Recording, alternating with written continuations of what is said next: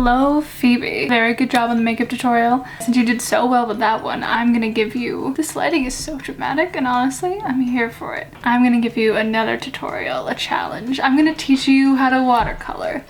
We all know watercolor is, well, we all know, I mean, you and I know that watercolor is my new hobby, my new passion. So I'm gonna try and share that with you. Teach you at least. Now, you said that you might have some watercolors, and I'm not saying you have to go buy them if you don't have them. I'm just saying it might be fun if you do, because I am making this for you to teach you how to watercolor. So first, we're gonna just go over what materials, basic things you need. First, you gotta choose the right brush. So watercolor, you don't need a lot of materials. You just need to get quality materials, even if you're starting out. Because when you're just starting out, if you get not great quality things, and you're just gonna get frustrated because it's not gonna work. So let's talk about brushes first. First, we have this, which is just a simple Blick. I feel like a makeup artist. I don't know if you can see that, but it's just Blick's like most basic paintbrush. It is good to start with, and this is what I got when I first started. Like, so they're not horrible. I'm not trying to like synthetic. It does not. It sheds a lot more. It also doesn't hold a lot of color, which I'll show you in a minute. The next we have Artist Loft you can't see it, TM brushes, and these are great. I've also been looking at myself in the viewfinder a lot of this. My favorite brush, and this is why I recommend getting a good brush, is the I can't pronounce it, but this is a style of mop called a mop brush, and it's great. I'll put in here because I can't pronounce it, but this brush was, I think, $30, and it's really worth it. I'm not saying you have to get it to start out or anything, but if you're thinking of doing this even as a hobby, I recommend getting a good brush. I'm just gonna quickly show you on this cam the differences between the different synthetics. I'm doing two cams, this could go really poorly. So first thing, you just get your brush wet. And I'm gonna be using this color. So I'm just gonna go for a line. See, it runs out fairly quickly. It's also still dirty with something. It doesn't look that great. Next is the mid-tier brush, and as you can see, there's more color being put on already. I can go a lot further without it running out. It stays on a lot stronger. Actually, I hope you can see this. This one, I also want to clarify that this is not like the highest quality brush. There's like $80 brushes. This is not the highest quality, it's just a higher quality. And I believe it's made out of squirrel hair, if I'm correct. See, there's a lot more color on the end. I don't think this is because it's coming off very well here. I also ran out of material for this brush. But even for not getting like any material, it goes a long way. And it's full of the brush, and if you can. Great, so next we're gonna move on to paper, the other basic of watercolor. And so there's different types of paper. There's hot and there's cold pressed. Hot pressed has less texture, and you can work with the paint more before it dries. There's more differences, but that's essentially it. Cold pressed is that there's more texture and it dries quicker. The Arches is a really good paper. I forget how much this was. I'm gonna say like $12. Editing Maeve can fix that if it is. This is, I honestly haven't used it yet. This is a watercolor, it's called a block. This could be a good thumbnail. That's not even all of them. I have another sketchbook, but, oh, my battery's running out, no. Yes, you don't need, just get one of these sketchbooks, it does not matter. I think they recommend cold press for beginners. I think I prefer hot press, but that's just me. So essentially why it's important to get watercolor paper is because watercolor paper is meant to absorb water, because obviously watercolor is a medium that's based in water, you guessed it. And I'll be right back after I change this battery. I also just got a new sketchbook, which is the one I'll be exampling things on, and it is the Watercolor Handmade. This is made from 100% cotton, and it's acid free, it's 100% recycled, paperless water. It's great. Another tip is that if you're not painting on a canvas, which is a whole other thing that I haven't found the secret to painting with canvas yet, but is that you want to tape down your paper while you use it. You can use Scotch tape if you don't have painter tape. I recommend if you're painting seriously, get frog tape. It is called frog tape. It's just gentler. Good hack is that if because it is made for paper, but it doesn't always do the trick, is if you put it on your clothing and just like get a little bit of the fabric from your clothing on it and then put it on the paper, it won't rip. It's less likely to rip your paper because that'd be very sad. So always tape your paper down if you're using a loose leaf paper like I'll be using for one of these examples. This is not how you should tape your paintings. I want to make that clear. This is not how you should tape your paintings. You can see it's got on my desk too. I just ran out of storage on my phone. Fuck. So as you can see, this is not really what you want with your watercolor. So just get any kind of watercolor paper. It doesn't have to be very expensive. Just if you're gonna get nothing else expensive for watercolor, get good paper. Okay, so the next thing is paint. So watercolor, typically you associate with palettes, however you can also get them in tube form. I do have one watercolor palette, that doesn't show anything. I do have one watercolor palette. It's the Koi Watercolors Sakura. This is more a to-go thing. These are not very expensive, but also this is a good kit for when you're just starting out. The watercolor pen brush thing, which is cool. This is not what this thing is about, but that's a fun to-go option. Pan watercolor, it's just pigment. It's pan watercolor. You get pressed pigment and you can leave them in the pan and you can set them up the way you want. I personally prefer tube watercolor just because it's easier for me to mix, but then it does force you to teach ratios so you don't want to squeeze out too much, because while it won't dry out immediately, it's not meant, like pigment, it's not meant to sit out for that long. Also, tip, if you are using tube watercolor, that water in it so you don't have to add a lot, just enough to put it on the paper. A nice basic, I don't remember how much is Reeves watercolor. I got this like a year ago. A year ago. Really? Yeah, a year ago. It's doing me well. Mostly the white's gonna be what you run out of most, so just know that. Brand is Winsor, right? Winsor and Newton. Those are extra paints you don't have to get. Please focus on me. I'm important. Hello, thank you. Or tube, just watercolor paints. Next up is palettes, especially if you get watercolor paints, this is important. So there's different shapes and sizes of palettes. This is like the pretty basic one where you get like the nice little bowls for each color. Mine are pretty rainbow. That's the last thing I used it for. It works. This one works fine. They're good for different things. I personally like this one, which is the Guerra palette. It's really just like a rectangle with edges. It allows you to mix and everything. Of course it does, it's a palette. But I know I have the colors I need for like doing faces and stuff because I like to paint people a lot. On this one, bigger projects, you can get something like this, which you saw in my last video. Obviously has a lot more room for projects. Why did I put that away? I'm doing great. Oh, come on. I think that's the focus. So next I want to talk about pencils, because watercolor is not a acrylic, so it won't cover up things as easily since it's thinner. You can just use a normal pencil to sketch things out. I recommend doing it very, very lightly and like erasing some of it after you have your outline, because it's hard to cover it up. You can get fancier pencils, but if you are really into it, you can also get watercolor pencils, which are just pressed watercolor pigment in a stick form. And once you get it wet, it disperses and becomes part of it, so yeah. The other things you're gonna need is just a paper towel or a rag. Phoebe,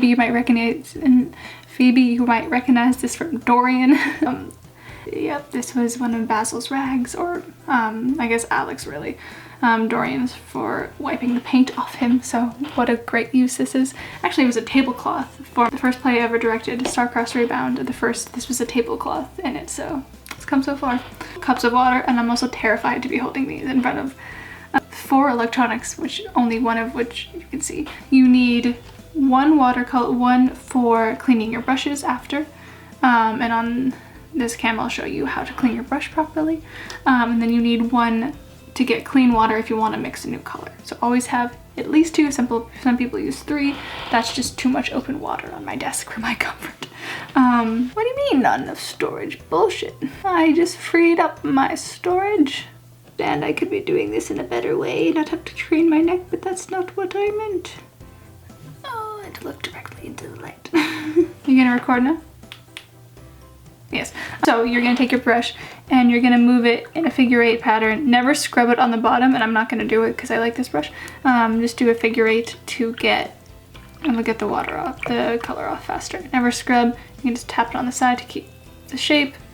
Also, when you just wash a brush, never put it vertical because the water's gonna seep into this part here and mess it up. You can also get brush cleaner, which I do have, but you don't need to wash it all the time. Okay, so let's go over some basics. A really important thing about watercolor is that you have to go light to dark. This is not acrylic, you can't cover it up. Whenever you do a painting, you have to start the lightest color, or like the lightest wash of something, because it's really, really hard to make things lighter in watercolor once you made it dark. Basically impossible to make something lighter, so always build your colors up. Also, watercolor, it's not you see how much paint you can use until you run out.